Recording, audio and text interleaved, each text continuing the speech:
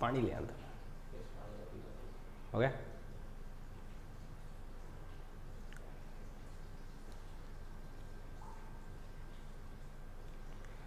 Hello बच्चों, कैसे हो? अभी क्लास लिया था एक इलेक्ट्रोस्टैटिक का, दोबारा आपके बीच में मौजूद हूँ केमिस्ट्री की क्लास लेके। केमिस्ट्री में जो 12th क्लास का जो फर्स्ट चैप्टर है उसका नाम है सॉलिड स्टेट, उसका आज फर्स्ट लेक्चर अपन पढ़ने वाले हैं।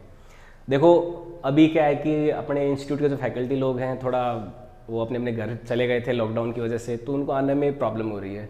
तो उस वजह से भरत सर है, गौरांग सर हैं, तो वो अभी आ नहीं सकते। तो उस वजह से जो केमिस्ट्री का जो फिजिकल वाला पोर्शन है मैं वो आपका कवर करा दूंगा, और बाद में जैसे ही वो वहाँ से यहाँ पे आना पॉसिबल हो पाया उनका, तो उनकी क्लासेस जो है वो अपन कंटिन्यू करा लेंगे। तो आज जो फर्स्ट चैप्टर अपन शुरू करने वाले हैं केमिस्ट्री का, जिसका नाम है सॉलिड स्टेट, बहुत ही इंटरेस्टिंग, बहुत ही मज़ेदार चैप्टर है, और बहुत ही मतलब आपको अगर 3D विजुलाइज करना है मॉलिक्यूल के स्ट्रक्चर को और बहुत ज़्यादा डिटेल में जाना है, तो उसके हिसाब से चैप्टर बहुत शानदार है। तो इस चैप्टर का नाम है सॉलिड स्टेट। सॉलिड स्टेट, ठोस अवस्था। ठोस अवस्था क्या होती है? कुछ भी जो आपके आसपास हार्ड है और उसको आसानी से उसका साइज और शेप चेंज नहीं किया जा सकता, उसे हम बोलते हैं सॉलिड स्टेट, ठोस अवस्था। ठोस अवस्था, सॉलिड स्टेट क्या है? Anything which is in rigid in nature, anything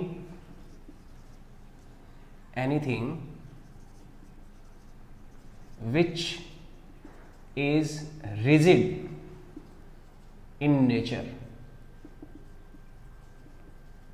is called solid state। कोई भी अगर आपके पास में ऐसा कोई बॉडी है जिसका नेचर रिजिड है, थोड़ा सख्त है, वो सॉलिड स्टेट कहलाता है। ठीक है। अब सॉलिड, लिक्विड और गैस, वैसे तो 3 तरह की स्टेट होती है किसी भी मैटर की। जो मैटर होता है उसके 3 स्टेट्स पाए जाते हैं। मैटर, कोई भी जो द्रव्य है उसके 3 अवस्थाएं पाई जाती है। एक तो होती है सॉलिड, एक होती है लिक्विड, और एक होती है गैस। ठोस, द्रव एवं गैस, ये 3 अवस्थाएं पाई जाती है एक किसी भी मैटर में। तो गैस स्टेट के बारे में 11वीं की केमिस्ट्री में एक बहुत बड़ा चैप्टर होता है जिसमें PV बराबर nRT वगैरह वगैरह सारी चीज़ें अपन डिटेल में पढ़ते हैं। लिक्विड्स के बारे में आप जो आपका ये जो 12th क्लास का सेकंड चैप्टर होता है सॉल्यूशन, उसमें लिक्विड्स के बारे में काफ़ी पढ़ते हो। और लिक्विड्स के बारे में अपन जो फिजिक्स है, फिजिक्स में जो आपका ये बर्नौली थ्योरम वगैरह जहाँ पे जो था लिक्विड स्टेट, वहाँ पे बहुत ज़्यादा पढ़ा जाता है इसको। ठीक है। तो लिक्विड स्टेट वहाँ पे पढ़ते हैं काफ़ी हम, विस्कोसिटी और वगैरह वगैरह जितनी भी प्रॉपर्टीज़ है लिक्विड की उसके बारे में पढ़ते हैं। सॉलिड जो है, सॉलिड स्टेट, वो इस चैप्टर में पढ़ी जाती है। बहुत डिटेल में पढ़ते हैं सॉलिड स्टेट के बारे में कि सॉलिड है क्या, कैसे फॉर्मेशन होता है, उनकी प्रॉपर्टीज़ क्या है, ये सब हम इस चैप्टर में पढ़ते हैं सॉलिड स्टेट में। तो सॉलिड का सबसे पहले डेफिनेशन, सॉलिड क्या है? Anything which is rigid in nature is called solid. थोड़ा सा मैं सॉलिड, लिक्विड और गैस के बीच में कंपैरिजन कर लेता हूँ, बहुत ही आसान से कंपैरिजन, ज़्यादा जेल में नहीं जाएंगे। सॉलिड को अगर हम कंप्रेस करना चाहें, अगर थोड़ा सा मैं कोई स्मॉल फोर्स लगाऊं, तो इसका शेप और साइज दोनों चेंज नहीं होगा। जैसे मेरे पास ये डस्टर है, ये सॉलिड स्टेट में है, इसको मैं कंप्रेस करूं तो ना तो इसका शेप यानी कि अभी देखो रेक्टेंगुलर शेप है इसकी, तो ये शेप चेंज नहीं हो रही।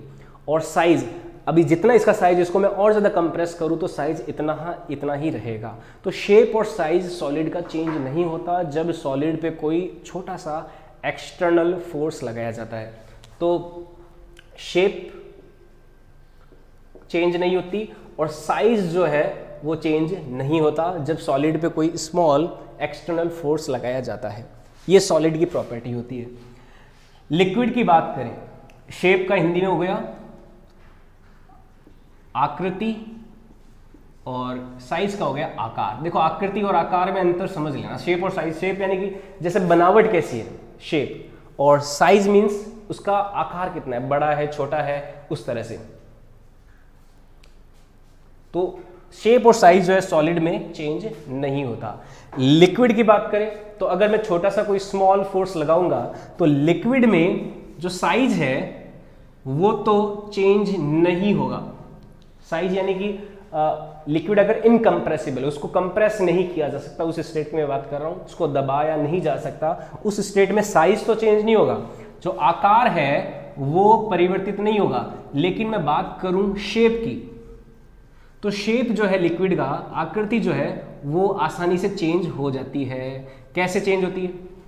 जैसे मेरे पास एक पानी की गिलास है, ये देखिए, इस पानी की गिलास को अगर मैं किसी थाली में लेके जाऊं, जैसे थाली में डाल दूंगा तो शेप कैसी हो जाएगी? उस थाली के जैसी हो जाएगी, डिस्क जैसी शेप बन जाएगी। अभी पानी का गिलास, जिस गिलास में पानी है तो पानी का शेप कैसा है? सिलेंड्रिकल शेप है, बेलनाकार आकृति है। और अगर मैं थाली में इसको लेके जाऊं तो थाली में कैसा शेप बन जाएगा? डिस्क जैसा बन जाएगा, एक चकती जैसा शेप बन जाएगा। तो लिक्विड्स क्या होते हैं? जिनका जो शेप है आसानी से चेंज किया जा सकता है और साइज जो है आसानी से चेंज नहीं होता। ठीक है, मैं पानी पी लेता हूं, तब तक आप नोट करिए।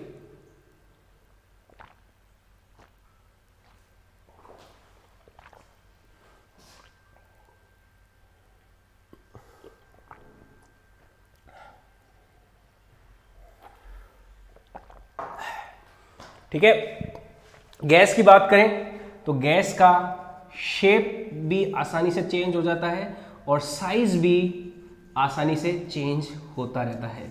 यानी कि गैस एक ऐसी स्टेट है किसी भी मैटर की जिसमें शेप और साइज बहुत आसानी से चेंज होता रहता है। लिक्विड में शेप चेंज होती है, साइज चेंज नहीं होता। सॉलिड में शेप और साइज दोनों ही चेंज नहीं होते। गैस में बात करें, गैस में अगर आपके घर में जो गैस की टंकी है वो अगर लीक हो जाए तो क्या होगा? वो पूरे घर का शेप एक्वायर कर लेगा। और साइज भी एक्सपेंड भी आसानी से होती है गैस, और कंप्रेस भी आसानी से होती है। तो शेप और साइज गैस का क्या है? आसानी से चेंज किया जा सकता है। लिक्विड्स का शेप चेंज होता है, साइज चेंज नहीं होता, आइडियली देखा जाए तो। ठीक है, तो ये नोट कर लीजिए। देखता हूं कौन कौन वीडियो देख रहे हैं, कौन कौन क्लास में है, अभी चेक करते हैं।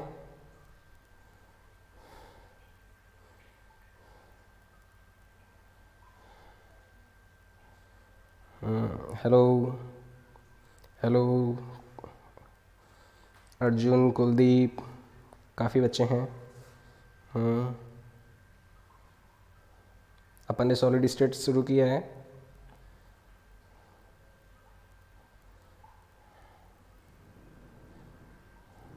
साथ साथ में नोट्स बनाते रहें, बहुत सिंपल बातें ले रहे हैं अभी तो। और हेलो अर्जुन,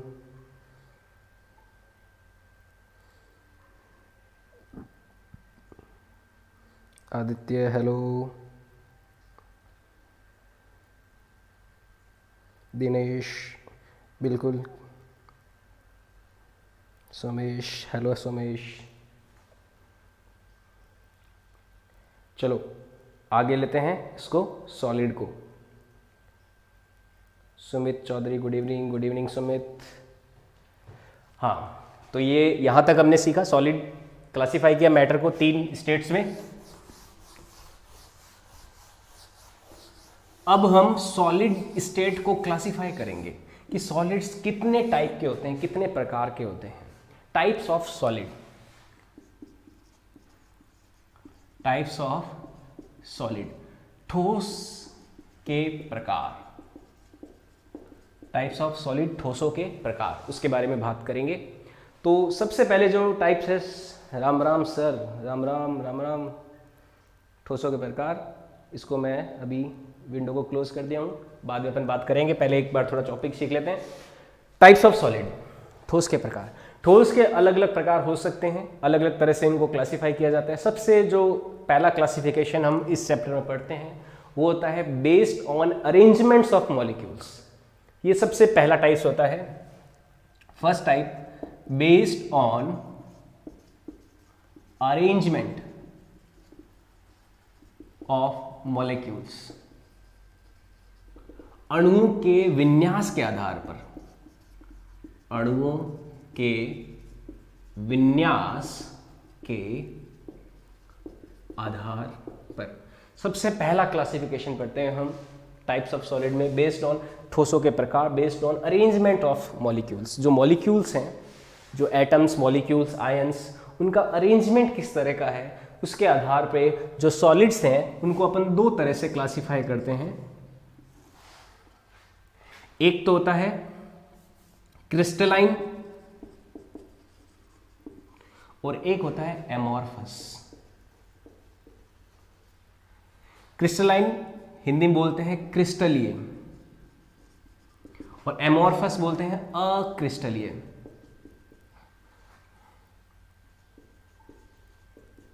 क्रिस्टलीय एवं अक्रिस्टलीय दो तरह के ठोस पाए जाते हैं based on arrangements of molecules. Molecules के अरेंजमेंट के आधार पे दो तरह के सॉलिड्स होते हैं, क्रिस्टलाइन एंड एमॉर्फस। तो क्रिस्टलाइन क्या होते हैं, क्या होते हैं एमॉर्फस, उनको अपन समझेंगे पॉइंट वाइज पॉइंट, इनको डिफरेंशिएट करेंगे कि कौन से सॉलिड क्रिस्टलाइन होते हैं और कौन से एमॉर्फस होते हैं। तो यहाँ तक नोट करने के बाद हम एक पेज जो है अपने नोटबुक का, उसमें एक साइड तो क्रिस्टलाइन सॉलिड लिखेंगे और एक साइड एमॉर्फस सॉलिड के बारे में लिखेंगे। इधर क्रिस्टलाइन सॉलिड और इधर एमॉर्फस सॉलिड, दोनों को हम डिफरेंशिएट करते हुए इनको अच्छे से समझेंगे। तो बात करते हैं क्रिस्टलाइन एंड एमॉर्फस सॉलिड्स की।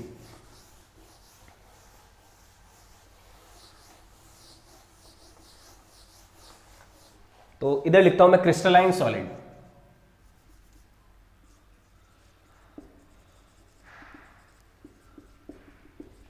और दूसरी तरफ लिखते हैं एमॉर्फस सॉलिड।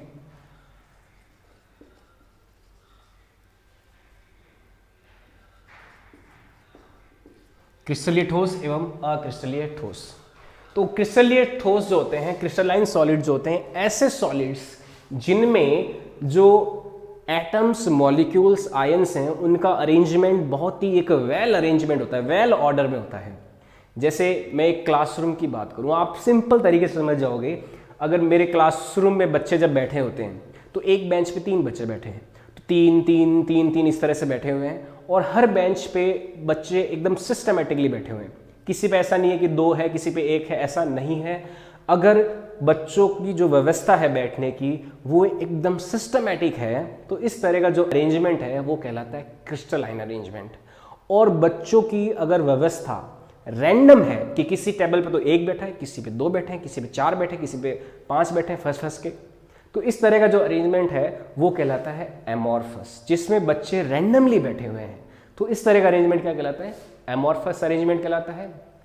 इसी तरह से अगर किसी सॉलिड में अगर मॉलिक्यूल्स, आयंस, एटम्स को बहुत ही सिस्टमेटिकली प्लेस किया हुआ है, बहुत ही एक अरेंजमेंट के साथ रखा हुआ है, तो इस तरह का अरेंजमेंट जो है वो कहलाता है क्रिस्टलाइन सॉलिड। और ऐसा कोई अरेंज सॉलिड जिसमें atoms and molecules randomly placed है, अचानक इधर उधर एकदम ये रैंडमली अगर रखा हुआ है उनको, तो इस तरह का जो सॉलिड है वो एमॉर्फस सॉलिड कहलाता है। तो क्रिस्टलाइन सॉलिड की डेफिनेशन होती है, सबसे पहले डेफिनेशन के वाइज बात करेंगे। द सॉलिड्स इन विच देखो, मैं मॉलिक्यूल्स, एटम्स, आयंस, इन सब को एक सिंपल नाम देता हूं, कंस्टिट्यूएंट यूनिट्स। कंस्टिट्यूएंट यूनिट यानी कि जिससे वो मिलकर बना है। इस कंस्टिट्यूएंट यूनिट में सारे आ जाते हैं, एटम भी आ जाता है, आयन भी आ जाता है, मॉलिक्यूल भी आ जाता है, एटसेट्रा, सब आ सकता है। क्यों? क्योंकि देखो, कोई भी अगर मैटर है जो वो एटम से भी मिलकर बना हो सकता है, मॉलिक्यूल्स भी हो सकते हैं। जैसे मैं हीलियम की बात करूं तो वो एटम है उसके अंदर, लेकिन मैं CO2 की बात करूं, कार्बन डाइऑक्साइड की, तो उसमें तो मॉलिक्यूल्स होते हैं। मैं NaCl की बात करूं तो उसमें आयन होते हैं। तो कोई भी जो सॉलिड है किसी भी स्टेट में, तो उसमें एटम भी हो सकते हैं, आयन भी हो सकते हैं, मॉलिक्यूल्स भी हो सकते हैं, कुछ भी हो सकते हैं। तो मैं यहाँ पे इसको डिफाइन जब कर रहा हूं तो केवल यहाँ पे मैं ऐसा लिख देता कि the solids in which atoms are in well arrange fashion, या फिर well arrangement, in a well arrangement order, then these types of solids are called crystalline solid। अगर ये मैं केवल एटम वर्ड यूज करता तो परिभाषा पूरी नहीं होती। तो उस पूरी परिभाषा को पूरा करने के लिए मैंने क्या वर्ड यूज किया, कंस्टिट्यूएंट यूनिट्स, यानी कि जो बेस से बेस, छोटी से छोटी जो यूनिट है, अगर उनका अरेंजमेंट एक वेल ऑर्डर में है, the solids in which constituent units are in well ordered arrangement well ordered arrangement are called crystalline solid.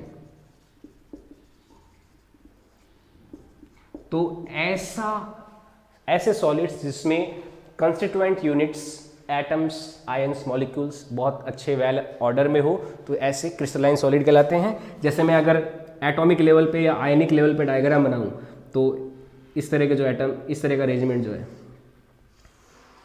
जैसे ये कोई ए टाइप एटम है, ये कोई बी है, ये फिर कोई ए है, तो इस तरह का जो अरेंजमेंट है, ये कोई बी हो गया, ये कोई ए हो गया, ये कोई बी हो गया, तो इस तरह से बहुत आगे से आगे तक बना हुआ है। यहाँ पे फिर मैंने कोई बी ले लिया,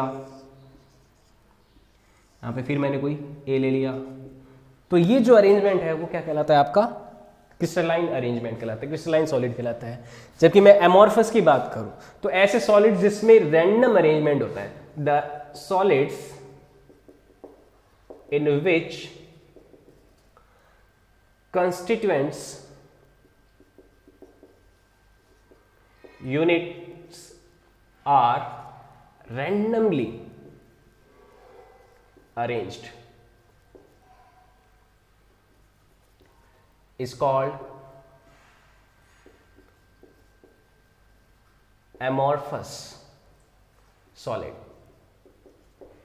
ऐसे सॉलिड जिनमें जो अवयवी इकाइयां हैं, देखो कंस्टिट्यूएंट यूनिट को हिंदी में भी मैं वर्ड लिख देता हूं, अवयवी इकाइयां, अवयवी इकाइयां।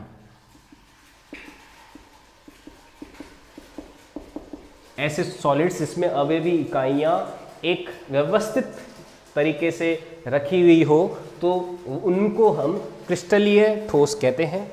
और ऐसे ठोस जिनमें अवयवी इकाइयां यादृच्छिक रूप से, रैंडम को हिंदी में बोलेंगे यादृच्छिक या अव्यवस्थित, अव्यवस्थित, जिसमें ठोस वाली इकाइयां अव्यवस्थित रूप से रखी गई हो, उनको हम एमॉर्फस सॉलिड बोलेंगे। मैं आपको डायग्राम्स भी बता सकता हूं। मान लो यहाँ पे कोई ए टाइप एटम है, यहाँ पे कोई बी टाइप है, यहाँ पे कोई फिर सी टाइप आ गया, या फिर यहाँ पे कोई फिर ए टाइप आ गया, यहाँ पे कोई बी टाइप आ गया, यहाँ पे कोई फिर ए टाइप आ गया, इधर कोई बी टाइप आ गया, तो कुछ भी है, कोई अरेंजमेंट प्रिडिक्ट नहीं कर सकते आप, ऐसा रैंडम अरेंजमेंट है। और यहाँ पे आप ए बी बी ए, तो एक सिस्टमेटिक अरेंजमेंट है, आप आगे के अरेंजमेंट को प्रिडिक्ट कर सकते हो। तो इस तरह का जो अरेंजमेंट है वो क्रिस्टलाइन सॉलिड्स का अरेंजमेंट होता है। और जिसमें अरेंजमेंट रैंडम होता है, कोई नियम नहीं, कोई कानून नहीं, कोई ऑर्डर नहीं, तो ऐसा अरेंजमेंट क्या कहलाता है? एमॉर्फस सॉलिड्स का अरेंजमेंट कहलाता है, अक्रिस्टलीय ठोस कहलाते हैं। जैसे मैंने बच्चों का एग्जांपल लिया, वापस दोबारा रिकॉल करता हूँ। बच्चे अगर व्यवस्थित रूप से बैठे हुए हैं तो मैं उनको बोलूँगा क्रिस्टलाइन अरेंजमेंट में बैठे हुए हैं, और बच्चे रैंडमली बैठे हुए इधर उधर तो उनको बोलूँगा अक्रिस्टलीय अरेंजमेंट, एमॉर्फस अरेंजमेंट। ठीक है, तो ये है क्रिस्टलाइन सॉलिड और एमॉर्फस सॉलिड के बीच की डेफिनेशन में जो डिफरेंस है वो। तो इसको आप फर्स्ट पॉइंट नोट कर लीजिए। मैं तब तक आपके देखता हूँ कौन कौन देख रहा है इसको, लेक्चर को।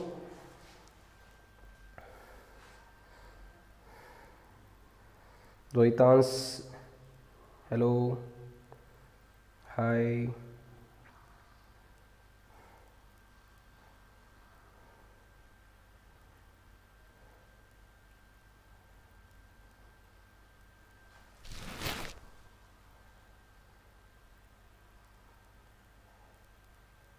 Hello hello.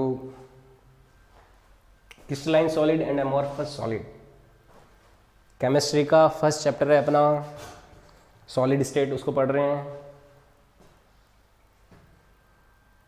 आज पहला लेक्चर ही है तो सबको समझ में आ जाएगा, ऐसा नहीं है किसी को समझ में नहीं आएगा। बताओ किसी को डाउट है क्या? पूछ सकते हो।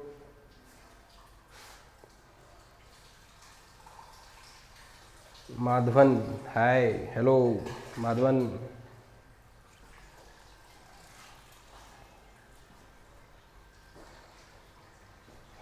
तो क्रिस्टलाइन और एमॉर्फस सॉलिड में अरेंजमेंट जो डिफरेंस होता है वो समझ में आया आपको?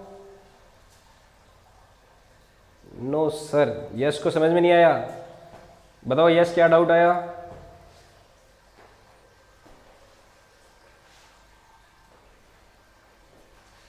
Crystalline arrangement, systematic arrangement, amorphous arrangement, random arrangement, यही होता है क्रिस्टलाइन सॉलिड। सिस्टमेटिकली जो एटम्स प्लेस्ड होते हैं, एटम्स, आयंस, मॉलिक्यूल्स, वो तो होते हैं क्रिस्टलाइन सॉलिड्स में, और एमॉर्फस में जिसमें रैंडमली प्लेस्ड होते हैं एटम्स।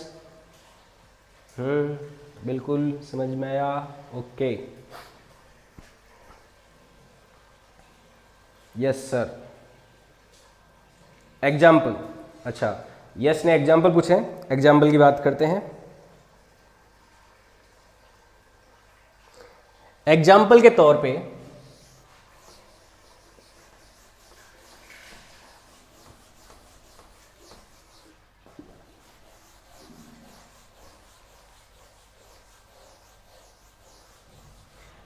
एग्जाम्पल के तौर पे देखो, जैसे NaCl है, मैं बात करूं NaCl का, तो NaCl में Na प्लस होता है और Cl माइनस होता है, ठीक है। सोडियम तो प्लस का होता है और क्लोरीन होता है माइनस का। तो इसका अरेंजमेंट कैसे होता है, एक Na प्लस, ये तो हो गया Na प्लस, इसके साथ एक Cl माइनस जुड़ा रहेगा, फिर एक Na प्लस जुड़ा रहेगा, फिर एक Cl माइनस जुड़ा रहता है। उसी तरह से इस Na के नीचे एक Cl माइनस होता है, इस Cl माइनस के नीचे एक Na प्लस होता है, इस Na प्लस के नीचे Cl माइनस होता है, और इस Cl माइनस के नीचे Na प्लस होता है। तो इस तरह से जो ये अरेंजमेंट है वो कैसा अरेंजमेंट है, क्रिस्टलाइन अरेंजमेंट है। तो ये एक NaCl जो है क्रिस्टलाइन सॉलिड का एग्जाम्पल होता है। जो आपके घर में नमक होता है ना, नमक जो है वो क्रिस्टलाइन सॉलिड होता है, क्रिस्टल स्ट्रक्चर होती है उसकी, बहुत ही एकदम रिफाइंड और प्योर स्ट्रक्चर होती है। और एमॉर्फस सॉलिड की अगर बात करें तो एमॉर्फस सॉलिड में जो एग्जाम्पल है, जैसे ग्लास हो गया, प्लास्टिक हो गया। एग्जाम्पल के तौर पे प्लास्टिक जो होता है आपके यहाँ, प्लास्टिक, इसके जो मॉलिक्यूल्स की जो स्ट्रक्चर है वो रैंडम होती है। ऐसा नहीं कि वो सिस्टमेटिकली अरेंज्ड होते हैं, ऐसा नहीं है, उनका अरेंजमेंट सिस्टमेटिक नहीं होता। तो जो प्लास्टिक्स होते हैं उनके मॉलिक्यूल्स रैंडमली अरेंज्ड होते हैं। तो प्लास्टिक एक एमॉर्फस सॉलिड का एग्जाम्पल है। एक आपको इंपॉर्टेंट एग्जाम्पल बताता हूं, ग्लास, जो आपका कांच होता है, कांच, ये भी एमॉर्फस सॉलिड का एग्जाम्पल है, ये क्रिस्टलाइन सॉलिड का एग्जाम्पल नहीं है। ये बात ध्यान में रखना, ये एमॉर्फस सॉलिड का एग्जाम्पल है, क्योंकि कांच जो है वो रैपिड कूलिंग की वजह से बनता है। अभी अपन समझेंगे इस बात को कि रैपिड कूलिंग क्या है। ग्लास हो गया आपका, ठीक है, प्लास्टिक्स हो गए इस तरह से, और NaCl हो गया, इसमें Ag हो गया, Fe हो गया। तो इस तरह के जो एग्जाम्पल्स हैं वो क्रिस्टलाइन सॉलिड के होते हैं, ठीक है। और क्रिस्टलाइन सॉलिड को एक और नाम दिया जाता है, these are called true solids.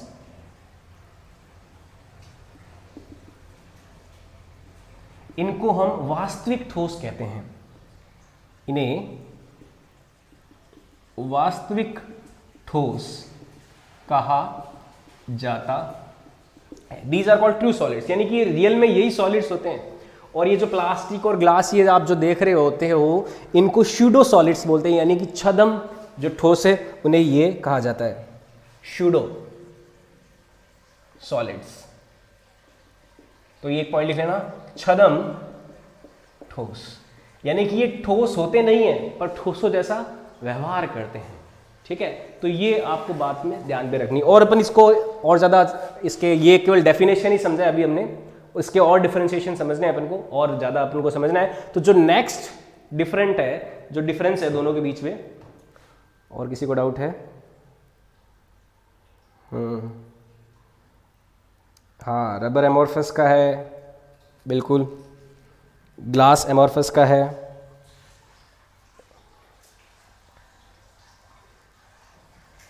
और लेते हैं आगे, डिफरेंस पढ़ते हैं, ये नोट कर लिया होगा। नेक्स्ट लेते हैं कि इनका मैन्युफैक्चरिंग कैसे होता है, कैसे बनाते हैं इनको।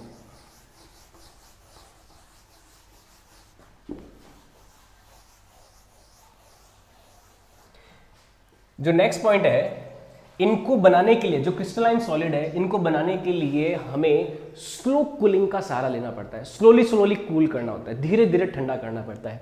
These are formed by slow cooling, धीरे धीरे ठंडे करने से बनते हैं, धीरे धीरे ठंडे करने से बनते हैं। इसको समझते हैं कैसे। एमॉर्फस सॉलिड को हम रैपिड कूलिंग से बनाते हैं. These are form by rapid cooling. इन्हें अचानक ठंडा करके बनाते हैं. इन्हें अचानक ठंडा कर बनाते हैं. ये तो बहुत स्लोली कूलिंग से बनते हैं. क्यों? क्योंकि देखो, एक सिस्टमेटिक अरेंजमेंट अगर अपन को हासिल करना है, सिस्टमेटिक अरेंजमेंट चाहिए तो धीरे धीरे ठंडा करेंगे. और अगर अपन को एक रैंडम अरेंजमेंट चाहिए तो अचानक ठंडा कर देंगे. इसको इस बात से समझ सकते हो, मान लो मैंने क्लास में बीच में गैप दिया. क्लास में बीच में गैप देने के बाद में जो बच्चे हैं वो अपनी अपनी सीटों पे खड़े हैं. तो मैंने अचानक उनको बोला कि भाई बैठ जाओ, जहाँ पे वहीं पे बैठ जाए. तो जो अरेंजमेंट होगा बच्चों का वो कैसा होगा? रैंडम अरेंजमेंट होगा. कोई इधर बैठा है, कोई इधर बैठा है, कोई इधर बैठा, कोई इधर बैठा है, इस तरह से होगा. तो अगर मैं बहुत अचानक ठंडा कर दूं, अचानक यानी कि अचानक फ्रीज कर दिया, अचानक मैं उनको बोल दिया कि रुक जाओ यहीं पे. अगर मैंने किसी सॉलिड को रैपिडली कूल कर दिया तो उसके अंदर के जो मॉलिक्यूल्स हैं उनका जो अरेंजमेंट वो कैसा होगा? रैंडम अरेंजमेंट होगा. और मैं अगर मॉलिक्यूल को धीरे धीरे ठंडा करता हूँ, मान लो लिक्विड स्टेट में है, कोई भी जो मैटर है वो लिक्विड स्टेट में है, और उस मैटर को मैं धीरे धीरे ठंडा करता हूँ, तो ठंडा जब धीरे धीरे कराऊंगा तो उसमें क्या होएगा? उसमें मॉलिक्यूल्स को सिस्टमेटिकली अरेंज होने में टाइम मिल जाएगा. सिस्टमेटिकली अरेंज होने में टाइम मिल जाएगा तो इस तरह का जो पैटर्न बनेगा वो कैसा होगा? आपका क्रिस्टलाइन सॉलिड होगा. अगर मैं बच्चों को भी बोलूं कि भाई तुम लोगों के पास में 5 मिनट है, अपनी अपनी जगह पे बैठ जाओ, तो अपनी अपनी जगह पे जब बैठेंगे तो 5 मिनट में वो एक सिस्टमेटिकली अरेंजमेंट के साथ बैठेंगे. तो दूसरा जो डिफरेंस है वो आपको इस बात से समझ में आ सकता है कि क्रिस्टलाइन सॉलिड जो है वो स्लोली कूलिंग से बनते हैं. एमॉर्फस सॉलिड जो है वो रैपिड कूलिंग से बनते हैं, अचानक ठंडा करने से बनते हैं, और ये धीरे धीरे ठंडा करने से बनते हैं. तो धीरे धीरे ठंडा करोगे तब तो हमें क्रिस्टलाइन मिलेगा, और रैपिड कूलिंग से मिलेगा हमें एमॉर्फस. अच्छा, आपने कभी ग्लास मैन्युफैक्चरिंग जो है, कांच को बनाते कैसे हैं, उसके बारे में अगर आपने थोड़ा बहुत सुना होगा तो आपने ऐसा सुना होगा कि कांच को जो सिलिका रिच सैंड होती है उसको अचानक ब्लास्ट करके बनाया जाता है. जिससे अपने यहाँ राजस्थान में जो बीकानेर में या फिर जो धोरे होते हैं, धोरों में मिट्टी जो पाई जाती है, बाड़ू रेत, उसको अगर अचानक हम ब्लास्ट करके ठंडा करें, रैपिडली कूलिंग करें, तो हमें ग्लास की जो पट्टियाँ हैं उनके फॉर्मेशंस हमें मिलते हैं. तो ग्लास भी एक सडनली ब्लास्ट करके सिलिका रिच सैंड को और रैपिडली कूल करके उसको बनाया जाता है. तो ग्लास फॉर्मेशन का जो प्रक्रिया है वो एमॉर्फस सॉलिड बनाने के जैसा प्रक्रिया है. इस वजह से जो ग्लास है वो एमॉर्फस नेचर का होता है. अच्छा, एक बात और, यहाँ पे जो ग्लास होता है, जैसे यहाँ पे एक ग्लास है, किसी खिड़की में ग्लास लगा हुआ है,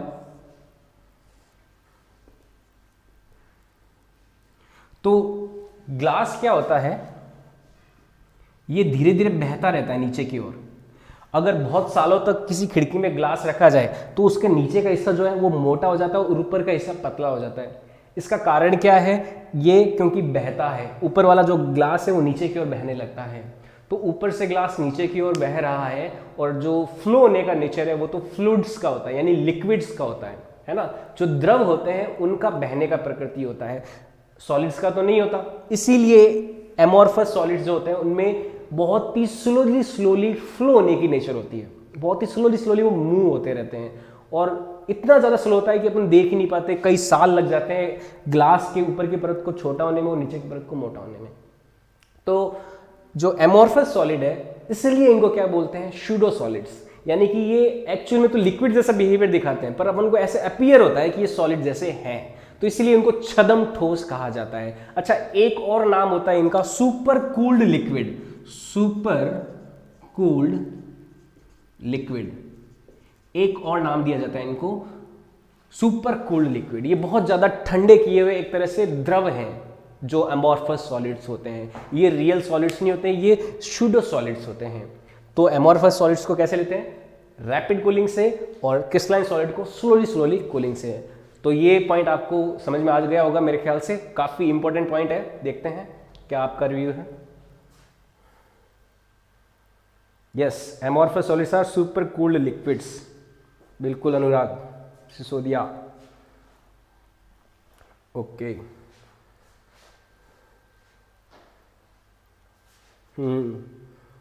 तो समझ में आया? बताओ। यस सर, बिल्कुल। ओके।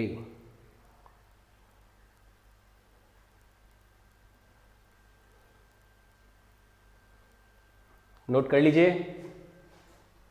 नेक्स्ट इसका डिफरेंशिएशन लेते हैं, डिफरेंस लेते हैं दोनों में, फॉर्म क्रिस्टलाइन एंड एमोर्फस में। यस, समझ में आया यश? बिल्कुल।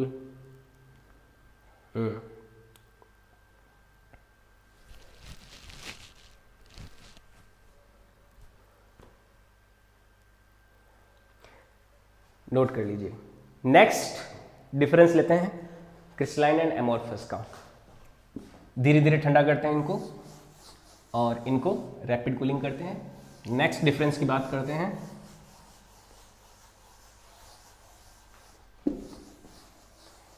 तो जो नेक्स्ट डिफरेंस है क्रिस्टलाइन सॉलिड का, वो क्या है? जो क्रिस्टलाइन सॉलिड्स हैं इनके मेल्टिंग पॉइंट, क्योंकि सॉलिड्स को अगर हम गर्म करेंगे, गर्म करने के बाद क्या होगा, ये मेल्ट होने लगेगा। एक ऐसा पॉइंट मिलेगा जहां पे ये मेल्ट होने लगेगा। तो क्रिस्टलाइन सॉलिड्स के जो मेल्टिंग पॉइंट होते हैं वो एकदम फिक्स होते हैं। These solids have fixed melting points. इन ठोसों के गलनांक निश्चित होते हैं। अभी पहले पॉइंट लिखेंगे इसको, उसके बाद समझेंगे कि क्या मतलब है इसका। निश्चित होते हैं। लेकिन एमोर्फस सॉलिड के जो मेल्टिंग पॉइंट्स होते हैं वो फिक्स नहीं होते, वो एक रेंज तक, रेंज ऑफ टेम्परेचर में वेरी करते रहते हैं। These solids do not have fixed melting point. इसको शॉर्ट में एमपी भी बोलते हैं। मेल्टिंग पॉइंट्स, गलनांक बिंदु इसके निश्चित नहीं होते हैं। These exist in A range of temperature. ये एक तापमान की परास में होते हैं, रेंज ऑफ टेम्परेचर। इनके जो मेल्टिंग पॉइंट्स है एमोर्फस सॉलिड के, एक रेंज में चलते हैं। इसका एग्जांपल क्या है? जैसे मैं क्रिस्टलाइन सॉलिड की बात करूं तो कोई क्रिस्टलाइन सॉलिड अगर 150 डिग्री सेंटीग्रेड पे पिघलता है, 150 डिग्री सेंटीग्रेड पे पिघलता है, तो जब हमारा टेम्परेचर उस सॉलिड का 150 डिग्री एग्जैक्ट होगा, तो एग्जैक्ट होते ही सारा का सारा क्रिस्टल पिघल जाएगा। ऐसा नहीं है कि कुछ हिस्सा सॉलिड का पिघला, कुछ हिस्सा नहीं पिघला, ऐसा नहीं होगा। 150 डिग्री पे, एग्जैक्ट 150 डिग्री पे हमारा सारा का सारा सॉलिड पिघल जाएगा। लेकिन मैं एमोर्फस सॉलिड्स की बात करूं तो एमोर्फस सॉलिड में अगर मान लो कोई मेल्टिंग पॉइंट है, तो ऐसा होगा कि 130 डिग्री सेंटीग्रेड से कोई 160 डिग्री सेंटीग्रेड, यानी 130 डिग्री सेंटीग्रेड जब हमने टेम्परेचर लाया तो पिघलना शुरू हुआ, थोड़ा पार्शियली पिघला, फिर 160 डिग्री पे जाके 100% पिघल गया। ऐसा क्यों होता है?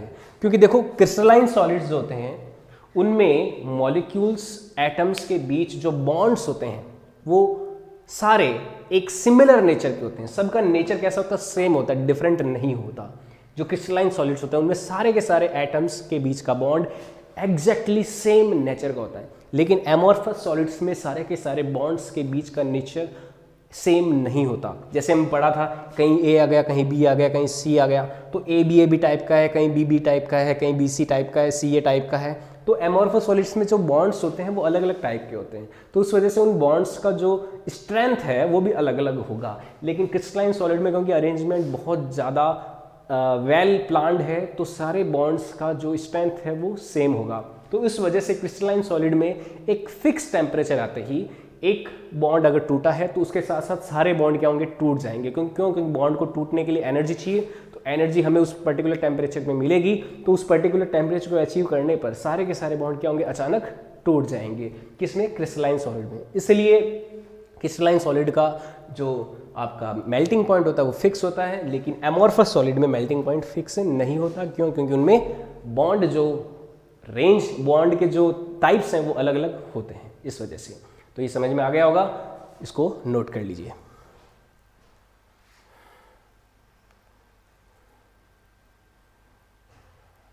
Yes sir, yes yes yes, fixed and sharp melting points, बिल्कुल। हाँ, क्रिस्टलाइन वाले में 150 पे ही पिघलना स्टार्ट होगा, उससे नीचे नहीं शुरू होगा। इसके फिक्स्ड होते हैं और शार्प होते हैं, बिल्कुल निश्चित और शार्प, यानी कि एग्जैक्टली उसी पॉइंट पे ही पिघलना शुरू करते हैं। और इनके जो है एक रेंज में चलता है, फिक्स और शार्प नहीं होते। ठीक है, नेक्स्ट डिफरेंस लेते हैं इनका। पर इसका जो रीजन है, जो कारण है, जो मैंने समझाया आपको, वो ध्यान में रखना कि क्रिस्टलाइन में तो जो बॉन्ड्स होते हैं सारे आइडेंटिकल नेचर के होते हैं और इसमें अलग अलग नेचर के होते हैं। तो सारे बॉन्ड्स को अलग अलग नेचर के होते हैं, उनको सबको तोड़ने के लिए एक रेंज ऑफ टेम्परेचर चाहिए होगा। इसमें सारे बॉन्ड आइडेंटिकल नेचर के हैं, तो सारे एक फिक्स और शार्प मेल्टिंग पॉइंट पे सारे के सारे अचानक एक साथ ब्रेक हो जाएंगे। इस वजह से हमें सारा का सारा क्रिस्टल जो सॉलिड है वो अचानक पिघला हुआ मिल जाएगा उस पर्टिकुलर टेम्परेचर पे। तो ये क्रिस्टलाइन सॉलिड और एमॉर्फस सॉलिड का एक और डिफरेंस हो गया।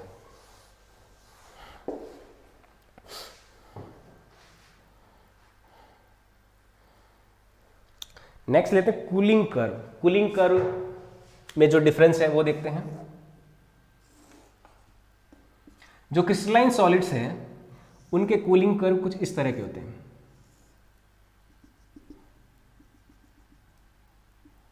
यहां पे टेम्परेचर और इधर टाइम। तो जब हम, ये टाइम है कूलिंग कर्व में, वाई एक्सिस पे हम टेम्परेचर लेते हैं और एक्स एक्सिस पे टाइम लेते हैं। यानी कि जब हम किसी क्रिस्टलाइन सॉलिड को ठंडा कर रहे हैं तो यहां पे मान लो लिक्विड स्टेट में है, लिक्विड, तो अब टेम्परेचर जब कम करना शुरू किया तो एक किसी टाइम t1 पे यहां पे जो आपका क्रिस्टलाइन सॉलिड है वो लिक्विड से सॉलिड स्टेट में आना शुरू हुआ। तो जब वो सॉलिड स्टेट एक्वायर करेगा उस समय उसका टेम्परेचर जो है वो कांस्टेंट रहेगा। ये मान लो T कोई फिक्स रहेगा। ठीक है, ये एक मेल्टिंग पॉइंट हो गया, क्योंकि शार्प मेल्टिंग और बॉइलिंग पॉइंट होते हैं। तो यहाँ पे हमको एक सीधी रेखा मिलेगी, ये टेम्परेचर एक्सिस है, यहाँ पे एक सीधा रेखा मिलेगा, स्ट्रेट लाइन मिलेगा, क्योंकि टेम्परेचर फिक्स रखना है एक सर्टेन टाइम इंटरवल तक, T1 से T2। देखो इस T1 से T2 टाइम तक ये क्या हो रहा है, लिक्विड से सॉलिड फेज में आ रहा है। लेकिन उस टाइम पे आपका टेम्परेचर क्या रहा, फिक्स रहा। तो मैंने यहाँ पे पहले तो टाइम, जैसे जैसे टाइम बढ़ रहा है वैसे वैसे टेम्परेचर घट रहा है, फिर एक T1 से T2 टाइम तक टेम्परेचर कांस्टेंट रहा, फिर T2 से आगे वाले टाइम पर क्या हो गया, टेम्परेचर वापस घटना शुरू हो गया। तो ये कूलिंग कर्व है क्रिस्टलाइन सॉलिड्स का, cooling curve of crystalline solids. और इसी तरह से कूलिंग कर्व एमॉर्फस सॉलिड्स के जो हैं उनको समझते हैं। देखो इनमें क्या है, क्योंकि फिक्स्ड मेल्टिंग पॉइंट नहीं होते, तो यहाँ पे जो स्ट्रेट लाइन आई है, यहाँ पे ये स्ट्रेट लाइन आके कुछ इस तरह से रहेगा इनका, या फिर मैं सीधा इसको ऐसे ले सकता हूँ। यहाँ पे कोई हमें स्ट्रेट लाइन नहीं मिलेगी। यहाँ पे मान लो ये सॉलिड होना शुरू हुआ था, यहाँ से T1 से T2 टाइम तक, तो ये जो है कंटिन्यूअस कर्व मिलेगा। क्यों? क्योंकि हमें शार्प मेल्टिंग पॉइंट और boiling point, sharp melting point नहीं होते, फिक्स मेल्टिंग पॉइंट नहीं होते, तो हमें एक स्ट्रेट लाइन यहाँ पे नहीं मिलेगी। तो ये हमारे किसमें रहता है, एमॉर्फस सॉलिड्स में कूलिंग कर्व का डिफरेंस रहता है। तो ये पॉइंट नोट कर लीजिए। कोई डाउट है इसमें?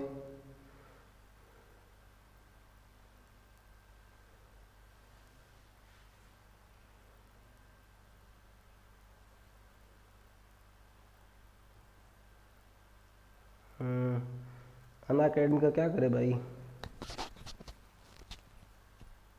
देखो वॉइस में कोई दिक्कत नहीं है किसी को, है? अनअकैडमी वाले कहाँ फ्री पढ़ा रहे हैं, पैसे ले रहे हैं भाई, है? कौन है ये? डेविल्स डैन, 40,000 का फ़ोन है तो बढ़िया है भाई। आवाज़ नहीं आ रही तो देखो चेक करो अपना, कोई ईयरफोन में प्रॉब्लम होगी। समझ में आया नहीं आया ये बात बताओ। अभी जो कूलिंग करो समझाया, फालतू बात नहीं करनी अपन को यहाँ पे।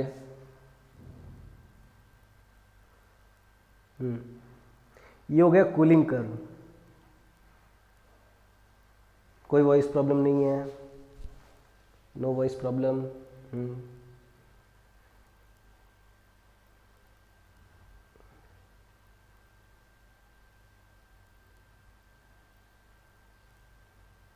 वॉइस प्रॉब्लम, जमीर भाटी, इनमें कभी कमी नहीं होती, केवल hello sir hello, Pitambar Singh, समझ में आ गया बिल्कुल। कूलिंग कर्व समझ में आया, फिक्स एक स्ट्रेट लाइन रहेगी, बाद में टेम्परेचर डिक्रीज होंगे। कैसे हो जमीर भाटी, बताओ। हेलो जमीर।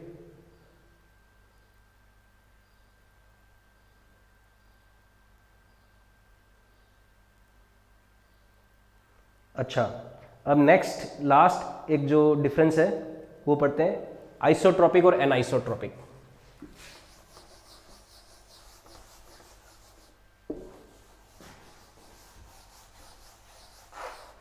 एनआइसोट्रॉपिक,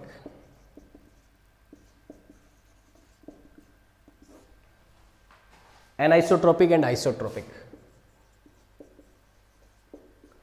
ये तो एनाइसोट्रॉपिक और आइसोट्रॉपिक को हिंदी में बोलते हैं, ये तो होते हैं विषमदैशिक और ये होते हैं समदैशिक। एनाइसोट्रॉपिक और आइसोट्रॉपिक का क्या मतलब है, इसको समझते हैं। एनाइसोट्रॉपिक है कि अगर मैं क्रिस्टलाइन अरेंजमेंट्स में अगर डिफरेंट डिफरेंट प्रॉपर्टीज की बात करूं, जैसे ये A B B A B A B, तो एनाइसोट्रॉपिक में क्या होता है, अगर मैं डिफरेंट डिफरेंट डायरेक्शन में जाऊं, मान लो इधर गया या फिर इधर गया या फिर इधर गया, तो हर डायरेक्शन में मुझे एक डिफरेंट अरेंजमेंट मिलेगा। जैसे मैं इधर गया तो मुझे मिला A B A B A B A B, इधर गया तो ए बी मिला, लेकिन मैं इधर गया तो इधर मिला मुझे ए टाइप का अरेंजमेंट, और इधर गया मैं तो ए फिर बी। तो एन क्रिस्टलाइन सॉलिड्स में क्या होता है कि अगर जब आप डिफरेंट डिफरेंट डायरेक्शंस में जाते हो तो आपको डिफरेंट डिफरेंट टाइप के जो अरेंजमेंट्स हैं उनको फेस करना पड़ेगा। तो इस वजह से क्या होता है, विषमदैशिक यानी कि अलग अलग जब दिशाओं में, क्रिस्टलाइन सॉलिड्स में जब आप अलग अलग दिशाओं में जाते हो तो आपको जो फिजिकल प्रॉपर्टीज हैं, जैसे फिजिकल प्रॉपर्टीज क्या, आपका ये रेजिस्टेंस हो गया, रेजिस्टिविटी हो गई, या फिर रिफ्रैक्टिव इंडेक्स यानी कि अपवर्तनांक, और इस तरह की जो प्रॉपर्टी, जैसे मैं यहाँ पे टॉर्च लगाऊं और यहाँ पे मैं ऑब्जर्व करूँ कि लाइट कितनी आया, तो यहाँ पे टॉर्च लगाया, यहाँ पे टॉर्च लगाया, तो अलग अलग डायरेक्शन में जब मैं क्रिस्टलाइन सॉलिड में कोई प्रॉपर्टी को मेजर करता हूँ, रेजिस्टेंस, रिफ्रैक्टिव इंडेक्स वगैरह वगैरह, तो ये अलग अलग आएंगी। क्यों? क्योंकि हर डायरेक्शन में एटम्स का जो अरेंजमेंट है वो क्या मिलेगा, मुझे अलग अलग टाइप का मिलेगा और फिक्स मिलेगा। जैसे यहाँ पे ए बी मिला, यहाँ पे ए मिला, यहाँ पे ए फिर बी फिर ए, इस तरह से मिलेगा, और यहाँ पे फिर ए बी मिलेगा। तो हर डायरेक्शन में मुझे अरेंजमेंट अलग अलग मिलेगा। तो different property in different direction, तो अलग अलग दिशाओं में अलग अलग इसकी क्या होती है, प्रॉपर्टीज होती है। एनाइसोट्रॉपिक नेचर होती है क्रिस्टलाइन सॉलिड में। लेकिन मैं अगर एमॉर्फस सॉलिड्स की बात करूं, क्योंकि इनमें देखो अरेंजमेंट रैंडम रहता है, A B C A B, तो इसमें अरेंजमेंट रैंडम है। तो रैंडम अरेंजमेंट में मैं ऐसे जा रहा हूं, ऐसे जा रहा हूं, ऐसे जा रहा हूं, कैसे भी जा रहा हूं, तो हर डायरेक्शन में मैं ओवरऑल अगर एक अरेंजमेंट की बात करूं तो वो एक एवरेज अरेंजमेंट क्या मिलेगा, एवरेज, थोड़ा बहुत डिफरेंस होएगा, लेकिन इधर भी जा रहा हूं तो रैंडम मिल रहा है, ऊपर जा रहा हूं रैंडम मिल रहा है, हर डायरेक्शन में जा रहा हूं तो रैंडम अरेंजमेंट मिल रहा है। तो मैं ऐसा कह सकता हूं कि सारे के सारे अरेंजमेंट ओवरऑल क्या है, सिमिलर नेचर के हैं। तो इस तरह के जो एमॉर्फस सॉलिड होते हैं उनमें मैं किसी भी डायरेक्शन में जो प्रॉपर्टीज अगर मेजर करूं, रिफ्रैक्टिव इंडेक्स मेजर किया, रेजिस्टिविटी मेजर किया, तो वो सारी की सारी सेम आती है। तो इसमें क्या होता है, same properties in all direction. तो सभी दिशाओं में क्या होती है, जो गुणधर्म होते हैं, भौतिक गुणधर्म, वो समान पाए जाते हैं। किसमें, एमॉर्फस सॉलिड में। क्यों? क्योंकि हर डायरेक्शन में जाएंगे तो जो अरेंजमेंट फेस करेगा हमारा कोई भी प्रॉपर्टी, वो सिमिलर टाइप का फेस करेगा।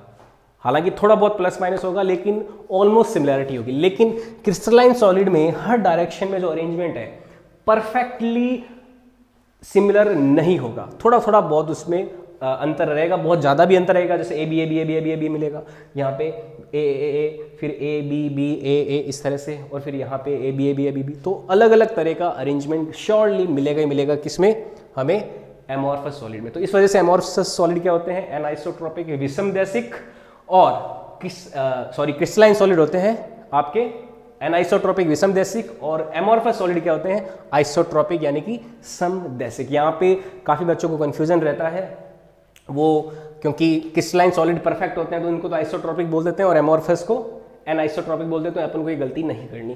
क्रिस्टलाइन होते हैं एनाइसोट्रोपिक और एमॉर्फस होते हैं आइसोट्रोपिक। तो ये बात हमें ध्यान में रखनी है।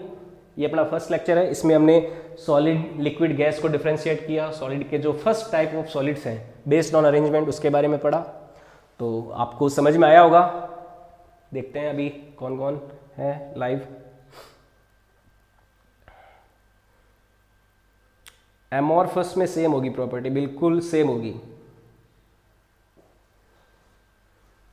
एमॉर्फस में सेम होगी बिल्कुल, और क्रिस्टलाइन में डिफरेंट होती है। बताओ कोई डाउट है तो।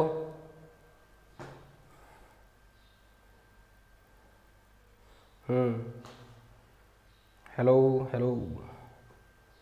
एमॉर्फस में सेम और क्रिस्टलाइन में different, isotropic and anisotropic. Mangilal, Mausalpuria, nice teaching sir, thank you Mangilal. नेस पढ़िए, यस सर। अर्जुन समझ में आ गया, आदित्य समझ आ गया सर, बिल्कुल बढ़िया। आदित्य पढ़ाई वढ़ाई कर रहे हो हैं, क्लास में तो बड़े शरारती थे, पढ़ाई करनी है, अपन को अच्छा स्कोर करना है। ओके समझ में आ गया, नो डाउट। ओके तो कोई डाउट नहीं है आज के इस लेक्चर में। बहुत अच्छा सीखा आप लोगों ने, सभी ने। ऐसे ही जुड़े हुए रहो और ऐसे ही अपने और साथियों को भी जोड़ो, है ना। काफ़ी आपके जो साथीगण हैं वो ऐसे बैठे हुए होंगे तो उनकी पढ़ाई को कोई लॉस नहीं हो। तो अपना लाइव लेक्चर है, इसमें आप जैसे आप देख ही रहे हो, यहाँ पे अपन डाउट वगैरह भी डिस्कस कर सकते हैं। हाथों हाथ आप टाइप करो, मैं कुछ भी डाउट है तो उसको हाथों हाथ एक्सप्लेन कर देता हूँ। और ये सभी के लिए फ्री ऑफ कॉस्ट है, कोई हम चार्ज नहीं कर रहे, क्योंकि अभी जो सारा का सारा वर्ल्ड है वो एक बहुत ही तगड़े डिप्रेशन में जा रहा है।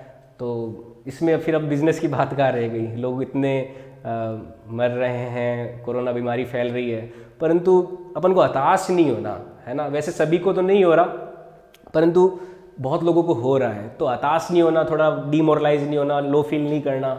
हमें क्या है कि हमारी पढ़ाई तो कंटिन्यू रखनी है। अगर आप अपने घर पे बैठे हो तो पूरी तरह से सेफ हो, आपको कोई प्रॉब्लम नहीं है, घर पे रहो। घर से बाहर थोड़ा बहुत निकलो भी कभी भी तो मास्क निकाल के मास्क पहन के निकलो, ठीक है, और सोशल डिस्टेंसिंग को मेंटेन करो और घर पे आराम से पढ़ाई करो। अपन ने ये ऑनलाइन क्लासेस शुरू की है तो रेगुलर अपन लाइव लेक्चर्स देते रहेंगे। आपका जो पढ़ाई है वैसा ही ठीक चलता रहेगा जैसे चल रहा था, ठीक है। तो इसमें कोई आपको कोई दिक्कत नहीं आने वाली है। और वीडियो को लाइक करें, शेयर करें, सब्सक्राइब करें, जो कि नॉर्मल बोलना ही होता है मेरे को है ना। तो ऑल द बेस्ट, और लाइफ को मज़े से जीते रहिए, मस्त रहिए।